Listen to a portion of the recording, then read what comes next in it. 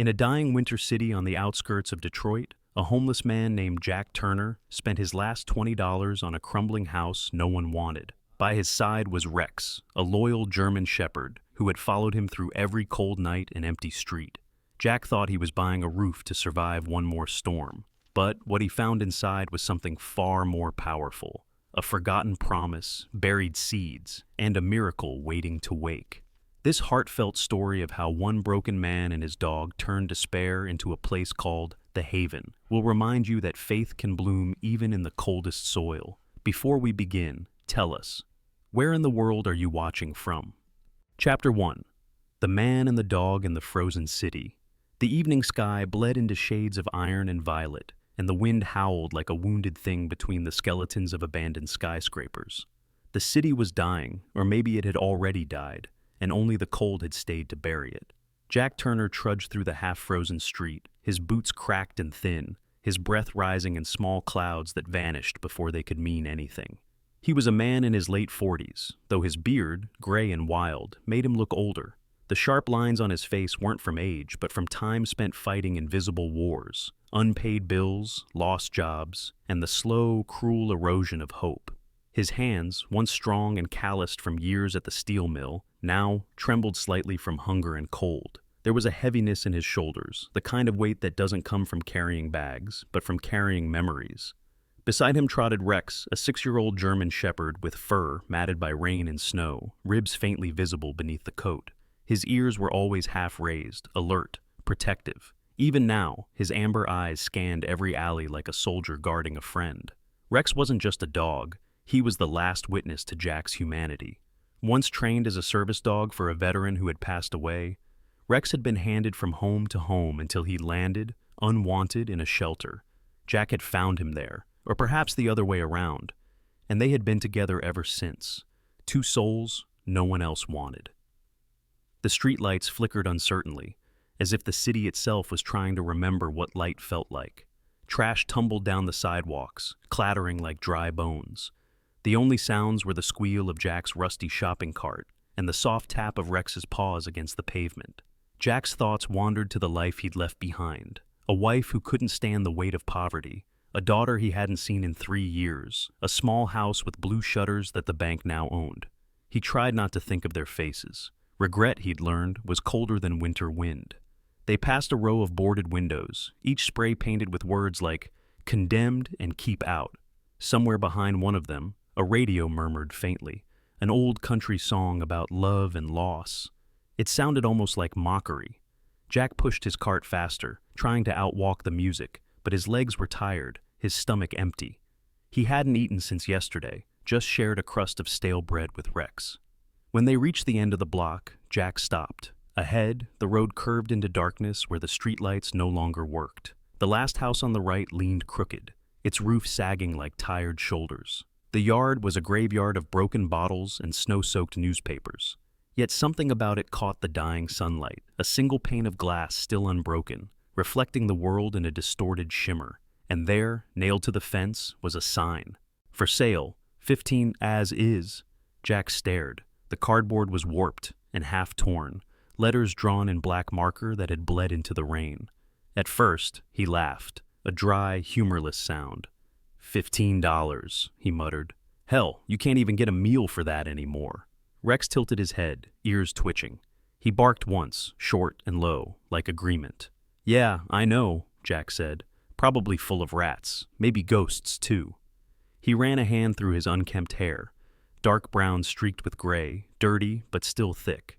His eyes, a pale blue dulled by exhaustion, lingered on the house. Something about it felt waiting, not welcoming exactly, but aware. He stepped closer, his boots crunching over glass. The front porch sagged, boards creaking under the weight of air itself.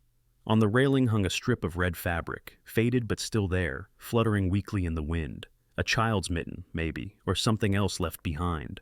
Jack's fingers brushed the crumpled bills in his pocket, his last money. He could spend it on food, maybe a few days at the shelter if they still had space, or he could buy this ruin. He chuckled at the absurdity, shaking his head. What kind of fool spends his last dollars on a house that can't even stand straight? The wind answered with a hollow moan. Rex barked again, sharper this time, stepping toward the porch. His nose twitched. He sniffed the air, then looked back at Jack, tail low but wagging slightly. "What do you see, boy?" Rex barked once more, softer now, and placed his paw on the bottom step, pressing lightly. Jack sighed. "You think it's a sign, huh?" The dog's gaze didn't waver. His eyes were steady, unblinking, like he knew something his human didn't. Jack looked up at the cracked windows, at the way the house leaned toward him, as if tired of being ignored. His heart gave a strange ache, part fear, part longing. Maybe it wasn't madness to want walls, even broken ones. Maybe madness was walking past them forever. "All right," he whispered. "Let's see what $15 can buy us." He turned toward the road again, scanning for any sign of life. Down the block, an old man in a heavy brown coat shuffled past, dragging a sack of bottles. Jack called out, "Hey, you know who's selling this place?" The old man barely glanced up. His face was half hidden under a wool cap, beard white and tangled. His voice came hoarse through cracked lips. "Ain't nobody sells it. House sells itself." Then he kept walking. Jack frowned, unsure if he'd heard right. He looked back at the house, at the faded sign still trembling on the fence. Rex whined, the sound low and uncertain. Jack stepped forward, gripping the cold metal of the gate. It creaked open with a long, aching sound that carried down the empty street like a sigh. For a moment he hesitated. Just a man, a dog, and the weight of a decision. Then he whispered, half to himself, half to the house. "Okay, old girl, let's see if you're still breathing." The door moved slightly, not from the wind. Chapter 2. The House That Breathed. The door gave way with a sound that wasn't quite a creak, more like a sigh long held and finally released. The smell that rolled out was thick with age, mold, rust, and the faint sweetness of decaying wood. Jack stepped inside slowly, his breath visible in the dim light that spilled through a single cracked window. Rex followed, claws tapping against the warped floorboards, his nose twitching as if reading a book of forgotten scents. Inside, the living room looked as if someone had tried to leave in a hurry decades ago. The wallpaper peeled down like dead skin, and a chair with one leg missing leaned in the corner, covered in dust thick enough to write on. A child's shoe sat near the fireplace. Tiny, white once, now the color of old smoke. Jack's boots left deep marks in the dust as he walked, and every step made the house groan softly beneath him, like it was whispering complaints in its sleep. He glanced around, half expecting to see someone. The silence pressed close, heavy but not empty. Rex sniffed the air near the stairs, then barked once, short and sharp. Jack jumped, his pulse hammering. "Easy, boy," he murmured, but his voice echoed strangely, swallowed by the walls before it could fade. Then he saw it. On a counter in what had once been a kitchen, sat a small tin box, edges rusted, lid half open. Curiosity wrestled with caution in his chest. He crossed the room, brushing cobwebs aside, and lifted the box. Inside were brittle papers tied with a faded blue ribbon, and on top, etched into the tin in careful strokes, were the words, "If you find this home, forgive what I couldn't finish." Beneath the words, a signature, Thomas Lee. Jack read the name aloud. It felt strange in his mouth, heavy, deliberate. Thomas Lee. He turned the tin over in his hands, his reflection faint in the dull metal. "Who were you?" Rex trotted up beside him, tail wagging low. He nudged the box gently, then looked up, expectant. Jack smiled tiredly. "You think it's a sign?" Rex barked once, softer this time, and Jack nodded. "Yeah, maybe it is." As he set the box down, he noticed a movement, a flicker of light at the far end of the room. His first thought was fire, but no. It was only sunlight sneaking through a gap in the boarded window. Still, something about it looked deliberate, as if it was pointing toward something. Jack followed the beam and found a door half buried under a fallen shelf. With effort, he dragged the wood aside. The door's handle was cold, almost icy. When he turned it, it resisted at first, then gave a slow, reluctant click. Behind it lay a narrow hallway and a staircase leading upward, its steps cloaked in shadows. Dust floated like slow snow in the air. Jack hesitated. There was always a part of him that feared old houses, the way they seemed to remember things people forgot. But Rex had already started climbing, tail swishing, so Jack sighed and followed. At the top of the stairs they found a small landing and two doors. The one on the left was locked. The one on the right stood ajar. Jack pushed it open. Inside was a bedroom, small, almost cozy despite its ruin. The bed frame was rusted, mattress long gone, but on the nightstand sat a glass jar with something inside. Jack lifted it carefully. It was a dried sunflower, fragile yet still golden in the dim light. Beneath it, folded neatly, was a note written in looping cursive. Thomas, don't lose faith. She's waiting. Jack read the words twice, then a third time, his chest tightening. She's waiting, he repeated under his breath. Who's she? Rex whined softly, resting his head on Jack's knee. Downstairs, a sudden sound broke the stillness, the sharp clang of metal falling. Jack froze. Stay, he whispered to Rex, though his voice betrayed the tremor in him. Slowly, he crept down the stairs, every step protesting under his weight. In the kitchen, a pan lay on the floor, spinning lazily before settling. No one there. Jack looked around, uneasy. The air felt thicker, like the walls were holding their breath. If anyone's here, he called out, I don't want trouble. Silence answered, deep and absolute. He exhaled shakily and leaned against the counter. Maybe the wind had knocked something loose. Maybe. He didn't believe it. Not fully. Rex padded in, ears pricked. He sniffed the floor, then trotted toward the back door, which hung slightly open. Jack frowned. I locked that, he muttered. He knelt, touching the edge of the doorframe. Fresh footprints in the dust, small, bare, unmistakably human. He followed them a few steps until they vanished near the fireplace. Rex, he whispered. The dog growled low, deep in his chest, fur bristling. Jack straightened, heart pounding. He looked again toward the fireplace and noticed something odd. The soot around the hearth wasn't random. It formed a faint outline, like fingers dragging downward. He rubbed his eyes. When he looked again, it was still there. He took a step closer, crouched, and brushed his thumb across the pattern. Underneath the layer of ash, the stone was warm. Not just room temperature warm, alive warm. He pulled his hand back sharply. The warmth lingered on his skin like a pulse. Rex barked once. Sharp, warning. The tin box on the counter rattled, as if something inside had shifted. Jack spun around, but nothing else moved. Only the faint echo of the box's metal tremor filled the air.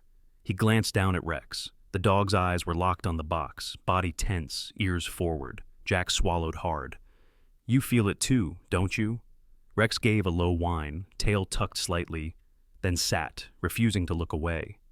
The wind outside rose suddenly, whistling through the cracks of the broken window. The boards shivered, the house seemed to inhale again, and Jack, half terrified, half mesmerized, whispered, It's breathing.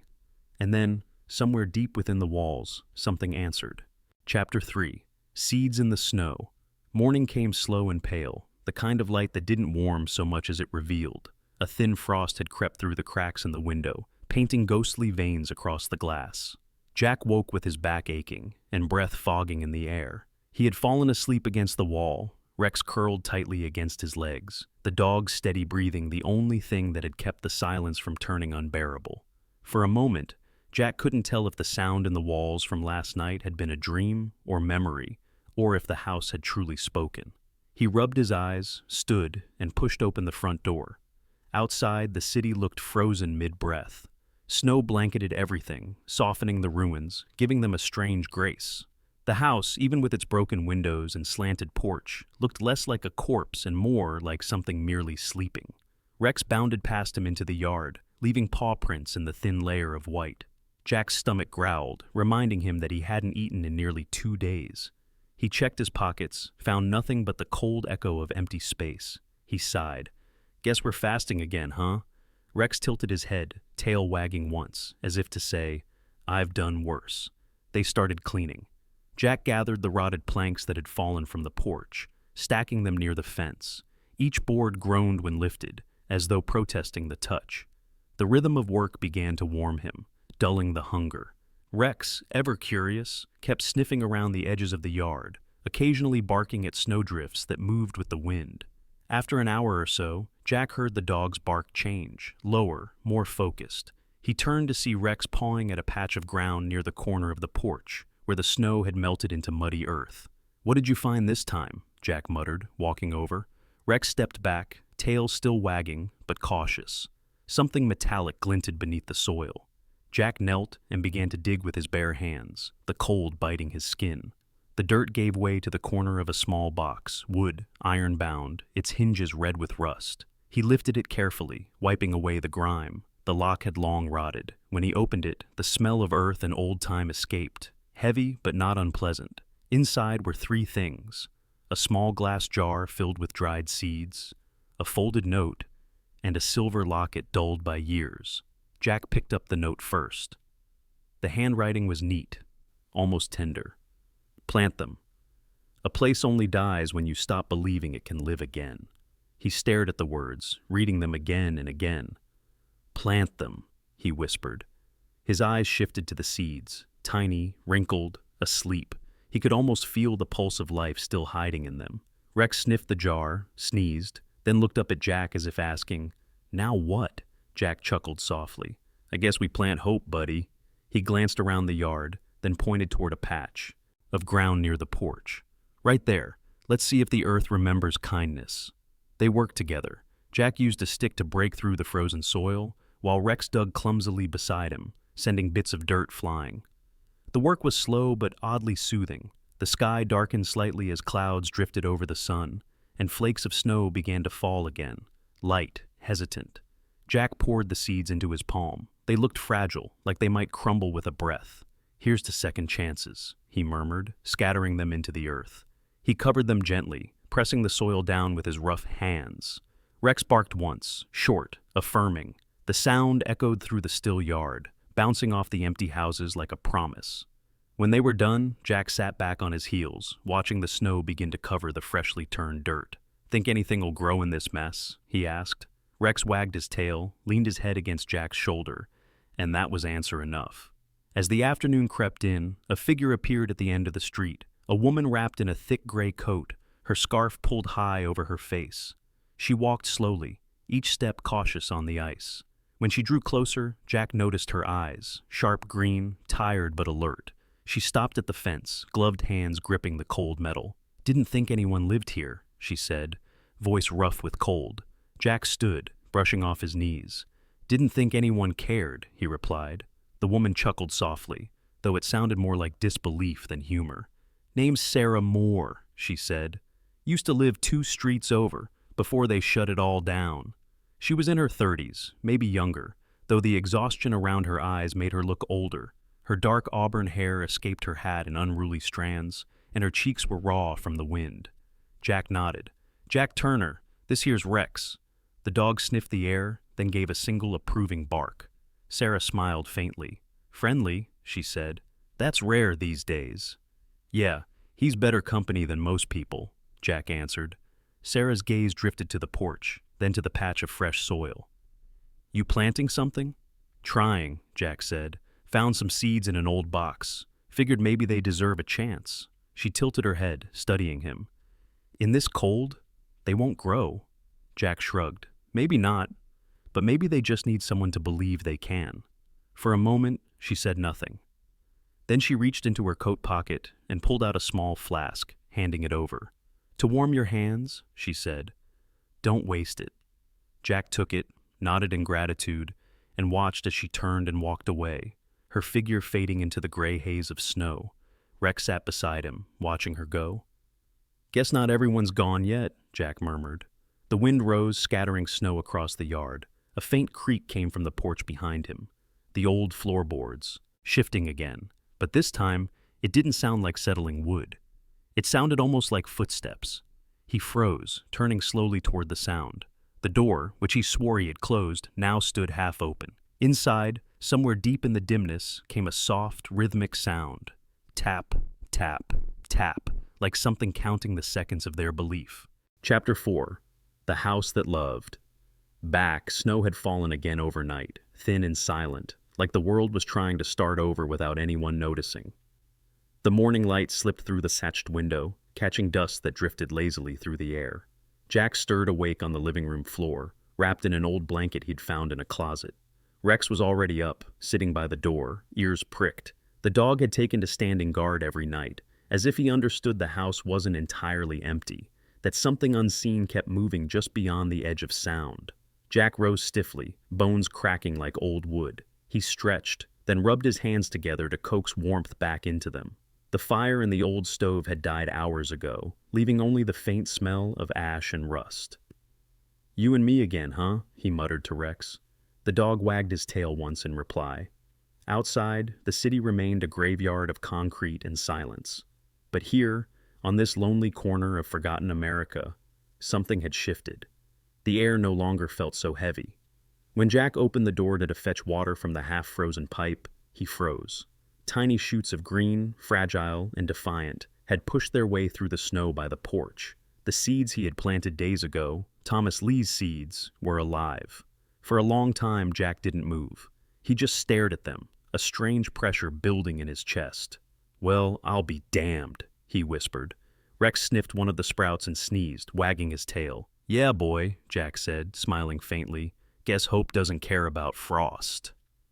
That same afternoon, while scavenging for scrap metal to patch the roof, Jack met Frank Doyle, a man in his late 50s who drove a battered pickup and smelled faintly of gasoline and sawdust. Frank was thick-shouldered, with a grizzled beard and eyes that looked both suspicious and kind, a man who had seen the best and worst of people. He had once owned a hardware store before the economy sank and took his family with it. Now he traded salvage parts for canned food and conversation. "You the one fixing up the Lee place?" Frank asked, leaning against his truck door. His voice was rough, but not unfriendly. Jack hesitated. "Guess so, if that's what it's called." Frank nodded. "Yeah, used to come here as a kid. Old Thomas Lee was a carpenter. Built half this block before it went to hell. Folks said he and his wife planted those sunflowers out front every spring. Beautiful damn things." He paused, eyes narrowing. "Strange, though. After she died, no one could make anything grow here again. Until now, looks like." Jack glanced toward the sprouts by the porch. The wind had picked up, brushing them gently, and for an instant it almost looked like they were waving. Frank exhaled, rubbing his chin. "You need supplies. Stop by my lot by the underpass. Got some old tin sheets, nails, maybe a hammer that won't break your hand." Jack nodded gratefully. "Thanks. Don't have much to trade." Frank shrugged. "You're fixing something that everyone else gave up on. That's worth something." He climbed back into his truck. "Careful in that place, though. Some folks say it's haunted." Jack watched the truck disappear down the road, the sound fading into the wind. Haunted, he thought. Maybe. But if ghosts could help things grow again, maybe they weren't the bad kind. That night, Jack worked by candlelight, hammering the tin Frank had given him over the roof. The rhythmic clink, clink of metal against nail filled the air, blending with the steady breathing of the house. When the wind blew, it felt like the old walls exhaled warmth instead of dust. Rex lay nearby, tail thumping every few minutes, as if keeping time with the sound of renewal. Around midnight, Jack took a break, sitting on the porch steps. The sky was clear for once, stars scattered like salt across a black tablecloth. He reached down to pat Rex's head. "You ever think some places remember love?" he asked softly. "Maybe this one does." From across the street a figure emerged, a woman wrapped in a dark coat. It was Sarah. She walked with that same careful grace, each step measured. Her breath made small clouds as she approached. "You're still here," she said, voice calm but curious. Jack smiled faintly. Didn't have anywhere better to be. Sarah's gaze drifted to the sprouts, now visible even in the moonlight. "They're growing," she murmured, almost to herself. "In this cold." She crouched, touching one gently with a gloved hand. "My grandmother used to say some seeds don't care about weather. They care about faith." Jack looked at her, surprised by the softness in her voice. She met his eyes, and for the first time, he saw the faintest warmth there, like embers buried under ash. "You should come inside," he said. "I've got a fire going." Inside, the air was warmer than usual. The fire popped and crackled as Sarah removed her gloves. The dim light softened her sharp features, the hollow cheeks, the faint freckles under her eyes, the scars of a life spent surviving. She looked around quietly. "It's cleaner," she said. "Almost feels alive." Jack laughed under his breath. "That's what scares me." They sat in silence for a while, listening to the wind. Rex lay at Sarah's feet, content, as though he'd decided she belonged here. Eventually, Sarah spoke again. "Do you ever think about leaving?" "Used to," Jack said. "Now, I think the house needs me." She smiled faintly. "Or maybe you need it." Before he could answer, a faint sound came from upstairs, a soft shuffle, followed by a slow, rhythmic creak, like footsteps pacing. Sarah froze, eyes darting upward. "Is someone else here?" Jack shook his head. Not unless ghosts pay rent. Rex stood, ears high, tail stiff. The creaking stopped. Then, from the ceiling above, came a faint, deliberate tapping. 3 slow knocks, then silence. Sarah whispered, "Jack, what is that?" Jack didn't move. His eyes were fixed on the ceiling. "I think," he said quietly, "the house is saying thank you." Outside, the sprouts rustled though there was no wind, their green leaves trembling like something alive and aware. Chapter 5. The haven of faith. Winter loosened its grip slowly, like an old hand reluctant to let go. The snow melted into silver puddles, and beneath the damp soil, life stirred again. The first sunlight in months spilled through the windows of the once broken house, touching every corner as if blessing it. The boards Jack had nailed to the roof no longer rattled. They hummed softly in the breeze, like the house was breathing in harmony with the world outside. Jack Turner stood on the porch, the weight of years hanging gently on his shoulders. His beard had grown thicker, streaked with silver that caught the morning light. His eyes, though lined by hardship, held something new. Calm, maybe even peace. Rex lay at his feet, tail brushing against the wooden floor, his fur thicker now, healthier. He looked older too, but proud, like a soldier who had finally come home. The garden beside the porch had transformed. The seeds they had planted, Thomas Lee's forgotten legacy, had bloomed into a sea of gold and green. Sunflowers, hundreds of them, swayed with the wind. Jack had built a wooden sign from the scraps Frank had given him months ago. The letters, carved with care, read, "The Haven, a place for the lost to be found." It started small. A young man named David Collins arrived first. A runaway in his early 20s with a shy, nervous energy and hollow cheeks that spoke of hunger. His hair was sandy blonde, eyes green but shadowed by exhaustion. He had once been a musician before the world told him music couldn't pay rent. Jack found him sitting by the fence one morning, clutching a guitar missing 2 strings. "You hungry?" Jack asked, out, holding out a can of soup. David hesitated, then nodded, his voice hoarse when he replied, "Yeah, been a while since someone asked that." From that day on, David stayed. He helped repair the back wall, sang soft songs to Rex when the dog couldn't sleep, and his laughter, rare but real, filled the spaces where ghosts used to linger. Then came Maria Alvarez, a woman in her late 40s with sharp cheekbones and kind, steady eyes. Her dark hair was streaked with gray, her hands calloused from years of factory work. She had lost her home to debt and her husband to despair. She arrived one rainy evening, soaked to the bone, leading a trembling stray dog with one ear torn. "I heard there's a place where no one gets turned away," she said, standing under the porch light. Jack nodded. "You found it." Maria became the quiet heart of the haven. She cooked when food was scarce, sang hymns softly while patching torn clothes, and told stories of her childhood in Mexico, stories where kindness still had weight. Word spread, quietly, through the broken city. Soon, others began to appear.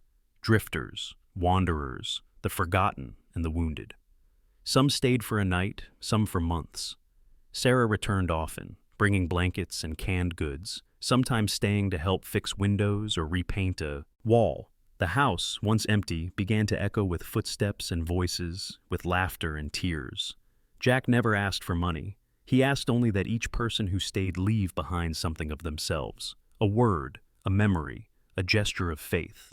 Over time, the walls became a patchwork of these offerings. Drawings from children, carved initials, scraps of poetry, prayers written on old receipts. The haven became more than shelter. It became proof that broken things could still give warmth. One afternoon, Frank drove up in his truck again. He had grown thinner, but his grin was the same. "Heard you built a damn church without a priest," he said, stepping out with a box of nails. Jack laughed. "More like a home with too many hearts." Frank looked around at the garden, the flowers blazing under the sun. "Never thought I'd see this place alive again. Guess Lee would have liked that." At the mention of the name, Jack looked toward the old tin box that still sat by the window, now cleaned and polished. "Yeah," he said softly, "I think he never really left." As days turned to months, the city began to notice. Local papers wrote about the haven, calling it the house that refused to die. Volunteers started visiting, bringing food, tools, and stories. No one knew how long the place would last, but everyone agreed it felt like the heart of something reborn. Years passed quietly. Jack's beard turned white, and his steps grew slower, but his eyes still carried the same spark, the one that had once made him spend his last $15 on a ruin. Rex aged beside him, his muzzle gray, his pace gentle but steady. The two sat together on the porch every evening, watching the sunflowers sway. One autumn dusk, the light fell golden and soft across the yard. Jack reached down to pat Rex's head. The dog's breathing was slow but peaceful. "You did good, buddy," Jack whispered. "We did." Rex opened his eyes once, as if to agree, then rested his head on Jack's knee. Inside, the walls glowed with the last of the sunset, illuminating the photo Sarah had framed years ago, a picture of Jack, Rex, and the sea of flowers behind them. Beneath it, in careful handwriting, she had written, "The house that believed back." That night, as the wind rustled through the sunflowers, the house seemed to breathe again, soft, warm, alive, carrying the laughter, the music, and the quiet faith of every soul it had ever sheltered. Final message: the blessing of broken things. Some miracles don't arrive with thunder or angels. Sometimes they come quietly, in a cracked wall, a stray dog's loyalty, or a house that refuses to give up.